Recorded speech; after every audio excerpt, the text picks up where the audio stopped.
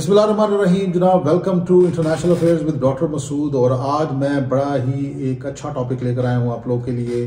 काफ़ी दिनों से मेरे स्टूडेंट्स ये कह रहे थे कि सर पाकिस्तान के हालात बहुत ख़राब चल रहे हैं, तो हमें पाकिस्तान से बाहर भगाएं। तो हम पाकिस्तान से बाहर जिंदा भागना चाहते हैं। तो बेसिकली ये मजाक का पहलू था, लेकिन बाहर अगर आपको अपॉर्चुनिटी मिलती है फॉरेन एजुकेशन की, स्कॉलरशिप्स की, तो you should go for it.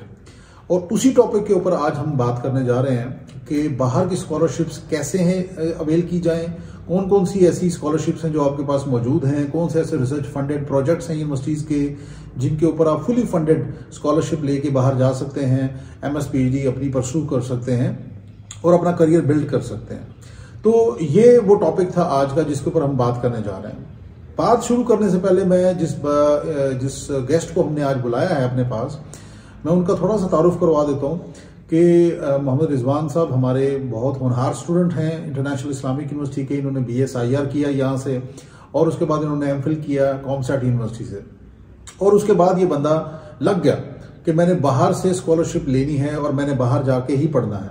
तो अल्हम्दुलिल्लाह इसने बहुत ज़बरदस्त मेहनत से, अपनी लगन से इसने ऑस्ट्रेलिया के अंदर फुली फंडेड PhD की स्कॉलरशिप अवेल की माशाल्लाह से, और अभी तकरीबन इनकी आधी PhD हो चुकी है।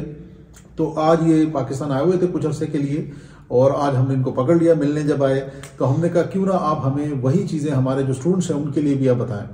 तो आज हम बात करेंगे जनाब रिजवान साहब से। रिजवान, बहुत शुक्रिया and welcome to your alma mater. Allah आपको खुश रखे। रिजवान, सबसे पहले मैं चाहूँगा कि आप अपना थोड़ा सा तारुफ करवा दें हमारे नाजरीन को, हमारी ऑडियंस को, ताकि उनको पता चल जाए कि आपका बैकग्राउंड क्या है, आप किस इलाके से हैं, और उसके बाद फिर हम आगे चलते हैं। जी सर, पहले तो बहुत शुक्रिया इधर इनवाइट करने का। अपनी यूनिवर्सिटी में आके बहुत अच्छा फील हुआ।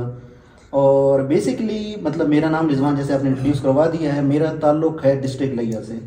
डिस्ट्रिक्ट लिया है जी, ज़्यादातर लोग जानते होंगे, जो नहीं जानते वो साउथ पंजाब में है, मुल्तान के करीब एक डिस्ट्रिक्ट। तो मैंने अपनी ग्रेजुएशन इधर से की है इंटरनेशनल इस्लामिक से, और मैंने अपना जो मास्टर्स है ना वो मैंने किया है कॉमसैट यूनिवर्सिटी इस्लामाबाद से। गुड। तो ये मेरी एकेडमिक जर्नी रही है जो इस्लामाबाद में, और ये मैंने 2014 से लेकर कोई पोस्ट कोविड वर्ल्ड तक ये मैंने कोई ना 7-8 साल इधर इस्लामाबाद में गुजारे हैं माशाल्लाह से। तो रिजवान, सबसे पहला हमारा सवाल जो हम रिजवान से करने जाएंगे कि पाकिस्तान से जिंदा कैसे भागा जाए। मजाक के अलावा फॉरेन स्कॉलरशिप जो है वो कौन कौन सी अवेलेबल है हमारे पास, और कौन सी ऐसी अपॉर्चुनिटीज़ हैं जिससे हमारे स्टूडेंट बगैर पैसा लगाए, क्योंकि हर बंदा अफोर्ड नहीं कर सकता, क्योंकि बहुत महंगी स्कॉलरशिप्स हैं। जिस तरह रिजवान जो है ये माशाल्लाह ऑस्ट्रेलिया से PhD कर रहे हैं, तो अपने पैसों पे हम शायद अफोर्ड ना कर पाएं। तो इसलिए हम चाहते हैं कि हम वो स्कॉलरशिप्स या वो रिसर्च फंडेड प्रोजेक्ट्स के बारे में आपको बताएं आज, जो आप फुली फंडेड हों और जो आपका पैसे ना लगें और आप इजीली अवेल कर लें। तो रिजवान, ऐसी कौन सी अपॉर्चुनिटीज अवेलेबल है हमारे स्टूडेंट्स के लिए?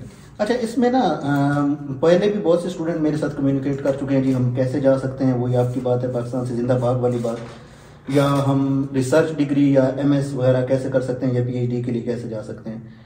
तो सबसे पहली बात जो मैं स्टूडेंट के साथ करता हूँ ना, कि आप एक मतलब अगर आपने जाना है PhD के लिए, ठीक है, या रिसर्च के लिए, तो आप इसको ऐसे नहीं ले सकते कि आप उसमें जाएं कि हमने पाकिस्तान से जिंदा भागना है, ठीक है।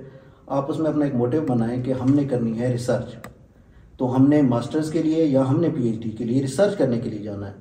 अगर आपका टोटली मोटिव ही ये होगा कि जिंदा भागना है, तो आप शायद कभी भी स्कॉलरशिप अवेल ना कर सकें, क्योंकि ये हाईली प्रेस्टिजियस होती हैं और इनका मेरिट काफ़ी हाई होता है। तो इसमें ना डिफरेंट मतलब ना, इसमें मैं एक एग्जांपल बड़ी अक्सर कोट करता हूँ कुदरतुल्लाह शाह वाले शाहनामे से। अब उनके पॉलिटिकल व्यूज से आप इख्तलाफ करें, इतफाक करें, वो अलग बात है, लेकिन उन्होंने एक दफ़ा कहा था अपने शाहनामे में, उन्होंने लिखा था, मैंने बहुत पहले पढ़ा था, कि जब मैं सिविल सर्विस से आने से पहले ना, तो मुझे किसी ने ना एक कमरे में बंद कर दिया था। उस कमरे में ढेर सारी किताबें थी, तो मैंने वो किताबें पढ़नी शुरू कर दी। और जब मैं एंड पे पहुंचा ना, कि जब मैंने सारी पढ़ ली और मुझे उस जेल से रिहाई मिली, तो मैंने कहा अभी मैंने इतनी किताबें पढ़ी हुई हैं तो मैं कहीं यूटिलाइज करूँ। तो फिर मैंने सिविल सर्विस एग्जाम दिया और मैं सिविल सर्विसेज में आ गया। तो सेम वे अगर आपने PhD करनी है या आपने MS करना है या इसके लिए स्कॉलरशिप लेनी है, तो पहले आपको रिसर्च करनी पड़ेगी, पहले आपको रिसर्च सीखनी पड़ेगी। जब आप बैचलर्स पे हैं या आप मास्टर्स में हैं, आप बैचलर्स में भी थीसिस लें, मास्टर्स में भी थीसिस करें, अच्छा मीनवाइल पब्लिकेशंस करें, अब पॉलिटिक्स एंड आईआर के स्टूडेंट हैं तो वो तो दूसरे सिंपल आर्टिकल भी लिख सकते हैं डिफरेंट वेबसाइट्स के लिए या न्यूज़पेपर्स के लिए। लेकिन अगर आप दूसरे बैकग्राउंड से हैं, आई मीन इंजीनियरिंग से हैं या मैथमेटिक्स से हैं, वो इस तरह अखबारी आर्टिकल तो नहीं लिख सकते, लेकिन वो अपने रिसर्च पेपर पब्लिश करें।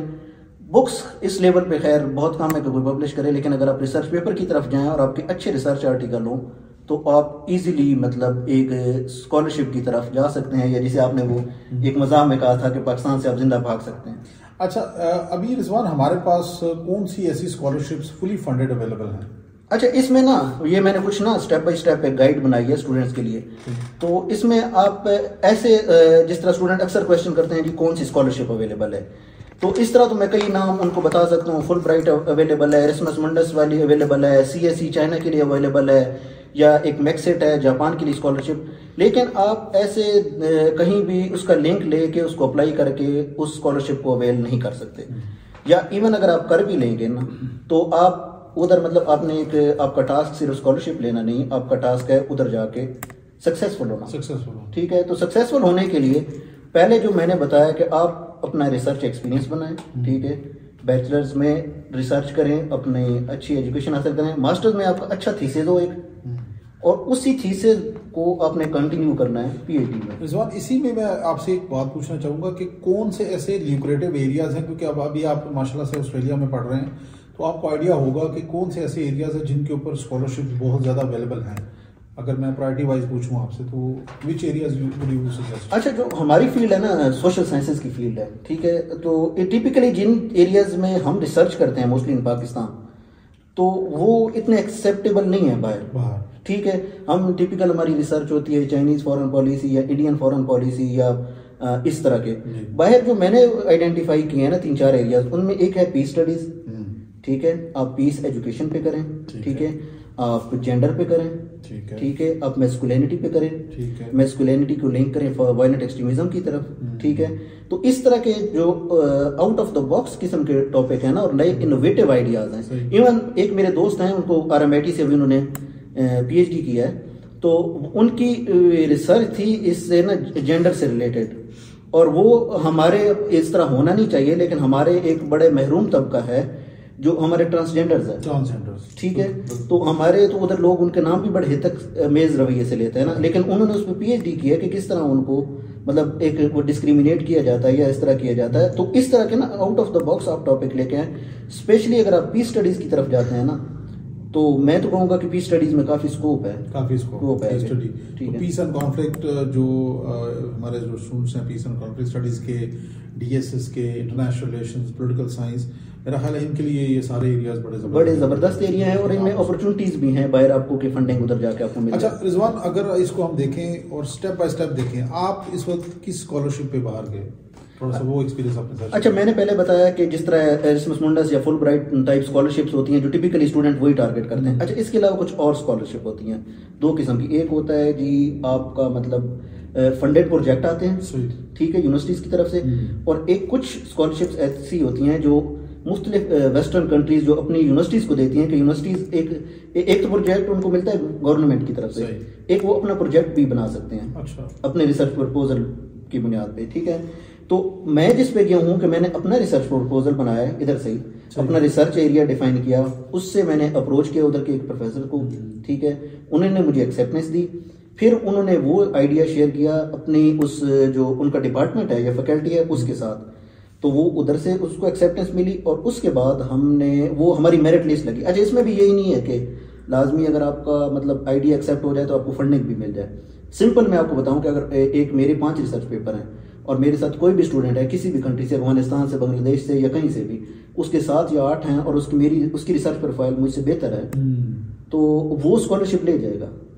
इसमें मेरे साथ ऐसा हुआ कि मैंने एक सेशन में अप्लाई किया तो मेरी किसी एक यूनिवर्सिटी में भी स्कॉलरशिप ना लगी, और उससे अगले सेशन में जिसमें शायद कंपटीशन कम था या जो भी वजूहत थी, उसमें मेरी 3 फुली फंडेड स्कॉलरशिप्स लगी और 2 पार्शियल फंडेड लगी। तो ये मतलब इस तरह ये क्राइटेरिया ऊपर नीचे होता रहता है, ये चेंज होता है। समटाइम्स स्टूडेंट्स ज्यादा अप्लाई करते हैं तो मेरिट ऊपर चले जाता है, तो इसलिए आप मायूस ना हो। मतलब एक दफा आपका अगर नहीं हो रहा उस तरह, तो आप ट्राई करें तो अगली दफा शायद हो जाए। तो मैंने अपनी एग्जांपल दी कि एक दफा एक में भी नहीं हुआ, अगली दफा 5 में हो गया। तो ये मतलब एक इसमें थोड़ा डिफरेंस है। जबरदस्त। ठीक है। तो आपने ये जो स्कॉलरशिप थी, आपने इसको किस तरह से सर्च किया? किसी सर्च इंजन में जाके या बाकायदा आपने उन यूनिवर्सिटीज की वेबसाइट्स पे जाके? तो वो थोड़ा गाइड करें कि स्टूडेंट्स अगर बेसिक से शुरू करें तो वो किस तरह रिसर्च करें? अच्छा, बेसिक के लिए भी मैंने इधर स्टूडेंट्स के लिए पॉइंट बनाया। पहले तो अपना रिसर्च एक्सपीरियंस बनाए, सही है, ठीक है।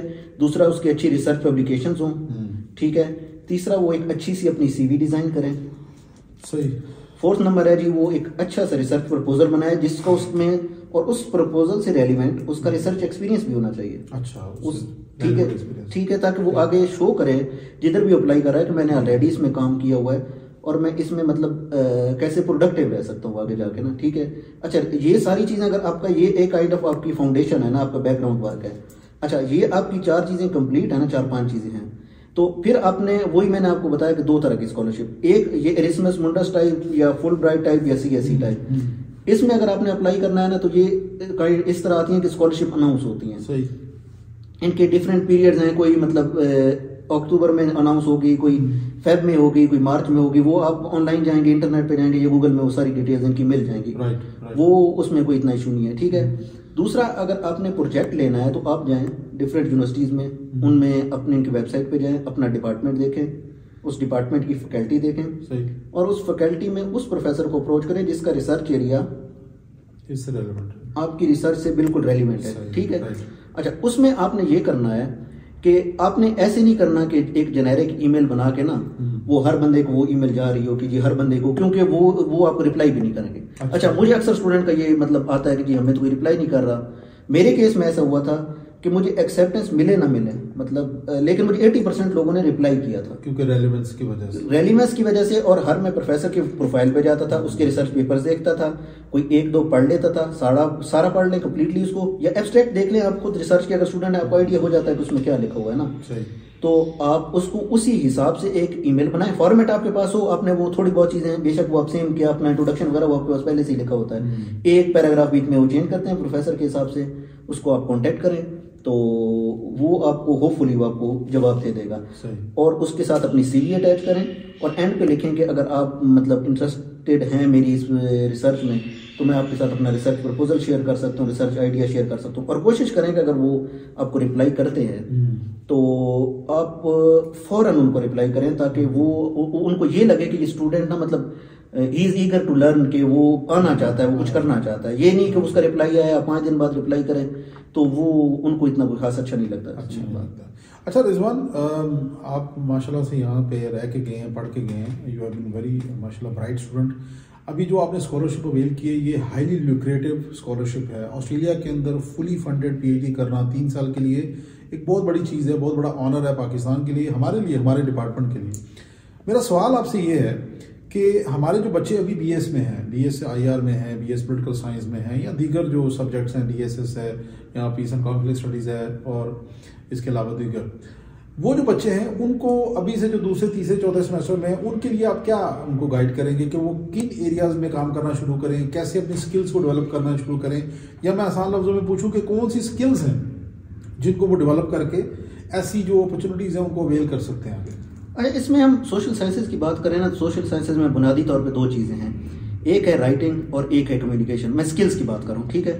अगर आपकी राइटिंग अच्छी है, राइटिंग से मुराद आपको कोई भी आदमी दे, वो कहे कि आप 500 वर्ड्स लिखने हैं इस चीज़ पे, तो आप इतने कैपेबल हों कि आप उस पर लिख सकें और अच्छे लिख सकें। मतलब लाजमी नहीं कि आप कोई स्पेसिफिक टॉपिक, कोई जनरल टॉपिक भी मिल सकता है आपको, ठीक है। अगर राइटिंग अच्छी है, आपकी कम्युनिकेशन अच्छी है, तो आप आगे जा सकते हैं। दूसरा ये है कि आप थोड़ा सा फोकस करें रिसर्च मेथोडोलॉजी पे, ठीक है। और थर्ड ये चीज़ है कि आप फोकस करें राइटिंग पे। जब तक आप राइटिंग नहीं स्टार्ट करेंगे, ठीक है, तब तक आपको राइटिंग नहीं आएगी। मैं अपनी एग्जांपल दूं तो मैंने 2016 में, मैं उस वक्त अंडरग्रेड स्टूडेंट था इस्लामिक में, मैंने स्टार्ट किया रिसर्च पेपर लिखना ना पहला। एट दैट टाइम मुझे नहीं पता था कि साइटेशन क्या होती है, फलां चीज़ें क्या होती है, मुझे कुछ भी नहीं पता था। बस मैंने लिखना मैं गूगल करता था और वो चीज़ का थोड़ा लिख के उसके नीचे वो लिंक डाल देता था। वो मेरा पेपर 5 साल बाद जाकर पब्लिश हुआ। अच्छा, 2016 में मैंने स्टार्ट किया, 2021 में पहला पेपर पब्लिश हुआ, लेकिन 2022-23 में जाके मेरे 6 पेपर पब्लिश थे। सीख के सारा कुछ हुआ। तो मतलब आप एक दफ़ा सीख जाएं तो वो चीज़ें ऑटोमेटिकली फिर वो होने लग जाती है। फिर उनमें वो कोई रॉकेट साइंस नहीं है कि वो बड़ी मुश्किल, लेकिन वो जो आपका बैकग्राउंड वर्क है ना, वो 5 साल वाला, वो मैटर करता है कि वो 5 साल आप सीखें, फिर उसको जाके जब इम्प्लीमेंट करते हैं वो 1-2 साल की वो सारी गेम होती है, उसमें वो सारी चीजें ट्रांसफॉर्म हो जाती है, इतना इशू नहीं है। तो आप थोड़ा सा अपना एक्सपीरियंस शेयर करें रिजवान, कि आपने, क्योंकि आप जिस तरह दीगर हम ज़्यादातर लोग हमारे फार फ्लंग एरिया से आते हैं, जो कि एरिया वो इतने ज़्यादा डेवलप एरिया नहीं है, तो वहाँ से आके इस्लामाबाद के अंदर आके compete करके फिर ऐसी चीज़ें हासिल करना, इन स्किल्स को डेवलप करने का तरीका क्या है, इनको कैसे डेवलप किया जाए? फॉर एग्जांपल अगर आसान लफ्ज़ों में पूछा जाए तो राइटिंग स्किल को कैसे आपने इम्प्रूव किया, आपने अपनी नॉलेज को कैसे इम्प्रूव किया, कम्युनिकेशन स्किल को कैसे इम्प्रूव किया, ये थोड़ा सा आप शेयर करें ना। तो इसमें ना सर मेरे एक सिंपल सा मंत्र है ना, मैं एक लफ्ज एक वो फ्रेज एक अक्सर यूज करता हूँ, if you are going through hell keep going. तो इसमें कोई इस नहीं है कि आप पहले दिन आएंगे तो आपको लिखना आ जाएगा। आपने तो हमें देखा हुआ है कि हम वो 2 सेंटेंस भी उस तरह नहीं लिख सकते थे पूरे, ठीक है। इवन जब मैं कॉमर्स में मास्टर्स के लिए गया तो उधर कोई एक प्रोफेसर साहब थे, उन्होंने कहा था आप उस तरह ना थीसिस ही नहीं कर सकते, तो मतलब you are not good enough. लेकिन चीजें ये है कि you are going through hell keep going. आप कहें आप इसको बार बार प्रैक्टिस करें, आप लिखते रहें, आप पढ़ते रहें, आप लिखते रहें, आप पढ़ते रहें, तो चीजें खुद ब खुद इम्प्रूव हो जाती हैं, आपको पता भी नहीं चलेगा और आप वो चीजें सीख जाएंगे। मतलब आप इवन अभी हम पीएचडी में हैं या मैं पीएचडी में हूँ, जब मैंने अपने रिसर्च प्रपोजल पे उधर जाकर दोबारा से काम स्टार्ट किया तो इनिशियली मुझे लग रहा था कि मतलब आई एम गोइंग नोवेयर, मैं कहीं भी नहीं जा रहा, मेरी पीएचडी इधर से मुझे उन्हें घर भेज देना है, ठीक है। एट द एंड मैंने अपना रिसर्च प्रपोजल डिफेंस किया उसका कामयाबी से, और अभी मैं फील्ड वर्क पे आया हूँ। तो रिसर्च का बेसिक मतलब इसमें यही है कि स्टार्ट में ये बिल्कुल मैसी होती है, इसमें आपको ऐसे लग रहा होता है ये कोई फारिग तरीन आइडिया है, ये कुछ भी नहीं है, ये नहीं चल सकता। लेकिन जब आप उस पर काम करते जाते हैं, रिफाइन करते जाते हैं, वो एक साइकिल है। पहली दफा में आप, मेरा एक मानना है कि पहली दफा में एक अच्छा पैराग्राफ आप लिख ही नहीं सकते, या तो आप वो एक नेटिव इंग्लिश स्पीकर हो तो ज्यादा बात है ना, तो हमारा जैसा बंदा तो नहीं लिख सकता। आप एक लिखते हैं, उसको रिफाइन करते हैं, जब उसकी एक शेप बनती है ना कुछ टाइम बाद, तो वो असल शेप होती है, तो उस शेप पे वो आपकी सारी सक्सेस है। अच्छा, दूसरा थोड़ा सा गाइड करें कि जो बच्चे यहाँ से चले जाते हैं बाहर, वहाँ पे ऑस्ट्रेलिया में लाइफ कैसी है? वहाँ पे टफ है, मेहनत करनी पड़ेगी, या वहाँ पे अपॉर्चुनिटीज हैं नहीं है, क्या सिचुएशन है वहाँ पे? अच्छा, इसमें जो सिंपल सी बात जो पहले बच्चों के लिए कहूँगा ना, सबसे पहले ये होता है कि आपका एक कंफर्ट जोन ब्रेक होता है, ठीक है। तो कंफर्ट जोन ब्रेक जब आपका होता है ना, तो आपके लिए एक नई दुनिया, आपको ट्रांसपोर्ट यूज करनी नहीं आती, अगर आप कुकिंग नहीं करते तो कुकिंग सीखनी है, अगर आप ड्राइविंग नहीं करते तो ड्राइविंग सीखनी है। ये ऐसे मसाइल हैं जो पीएचडी के अलावा मसाइल हैं, रिसर्च के अलावा, ऊपर से यकदम टाइम गुजरता है और आपके ऊपर पीएचडी वाला भी एक बोझ आ जाता है। इनिशियली जो फर्स्ट ईयर है उधर, वो थोड़ा टफ होता है, टफ इतना भी नहीं होता कि आप उसको मैनेज नहीं कर सकते, लेकिन क्योंकि आपका कंफर्ट जोन में आप रह रहे होते हैं अपने माँ बाप के साथ, घर वालों के साथ, वो सारा कुछ एक दफा चेंज होता है। स्टार्ट में थोड़ी सी मुश्किलात होती हैं, लेकिन मैं वही एंड पे बात करूंगा कि if you are going through hell keep going. आप लगे रहें एट द एंड, 2 साल बाद वो सारी चीजें आपको ऐसा लगता है ये तो कोई मसला ही नहीं था। और मेरे साथ भी ऐसा हुआ है, और मोस्टली मुझे लगता है शायद हर स्टूडेंट के साथ ऐसा होता है कि बस वो लगे रहते हैं, वो एट द एंड एक शेप बन जाती है उस चीज की, वो एक अच्छी शेप में आ जाता है। एग्जैक्टली, ठीक हो गया। तो नाज़रीन, आज की हमारी जो डिस्कशन है ये बहुत ज़बरदस्त डिस्कशन रही, और इसके अंदर हमने फोकस किया कि फ़ॉरेन जो स्कॉलरशिप्स हैं उनको किस तरह से अवेल किया जा सकता है, और हमारा जो स्टूडेंट है बीएसएन पॉलिटिक्स एंड आईआर का, या दीगर जितने भी हमारे सोशल साइंस के स्टूडेंट हैं, वो किस तरह से ये जो हाईली मैं कहूँगा कि हाई प्रोफाइल जो स्कॉलरशिप्स हैं बाहर की, इनको अवेल कर सकते हैं और बाहर जाके अपना करियर बना सकते हैं। तो पाकिस्तान से जिंदा भाग वाली जो अप्रोच है, ये अप्रोच मैं इसको सपोर्ट नहीं करता बिल्कुल भी, लेकिन बाहर जाना इसलिए ज़रूरी है कि आप वहाँ जाके उनके अच्छे इंस्टीट्यूशंस के अंदर पढ़ के अपने मुल्क को सर्व कर सकते हैं अच्छे तरीके से। तो आप वहाँ से जाके डिग्री करें, अपने आप को बिल्ड करें, अपने आप को स्ट्रॉन्ग करें, नॉलेज वाइज अपने आप को इम्प्रूव करें, और वापस आएँ अपने मुल्क में, और अपने मुल्क में आके सर्व करें, अपने मुल्क को आगे बेहतर करें।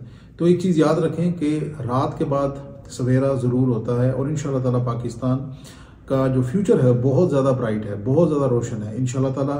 यही हमारे कामयाब नौजवान जो माशाल्लाह बाहर जाके अपने ऑन पे, किसी भी हेल्प के बगैर उन्होंने अपने ऑन पे अपने आप को बिल्ड किया, और ऑस्ट्रेलिया जैसे एक डेवलप कंट्री के अंदर एक हाई प्रोफाइल स्कॉलरशिप इन्होंने अर्न किया सिर्फ और सिर्फ अपनी मेहनत से, और साबित किया कि आपका बैकग्राउंड जैसा भी हो, आप कहीं से भी हो, चाहे आप KPK के फार फ्लंग एरिया से हैं, या बलूचिस्तान से हैं, या सिंध से हैं, या आप पंजाब के किसी इंटीरियर उसमें से हैं, आप चाहें अगर आप मेहनत करें, कोशिश करें, तो आप कर सकते हैं। रिजवान को मैं पर्सनली जानता हूं कि रिजवान ने 2-3 साल अपने खपा दिए इस चीज़ के अंदर कि मैंने फॉरेन स्कॉलरशिप लेके ही रहनी है और मैंने जाना ही जाना है बाहर, और इसने माशाल्लाह करके दिखाया। और आज माशाल्लाह इसकी PhD हाफ PhD हो चुकी है, अभी इसकी रिसर्च चल रही है, और इंशाल्लाह ताला ये आगे भी हमें गाइड करते रहेंगे हमारे स्टूडेंट्स को, और आगे भी हमारे लिए मशाल राह बनते रहेंगे हमारे स्टूडेंट्स के लिए। तो बच्चों, अपनी मेहनत करो, अपने आप को बिल्ड करो, स्ट्रॉन्ग करो, और अपने मुल्क और अपने घर वालों के लिए अपने आप को मजबूत करो।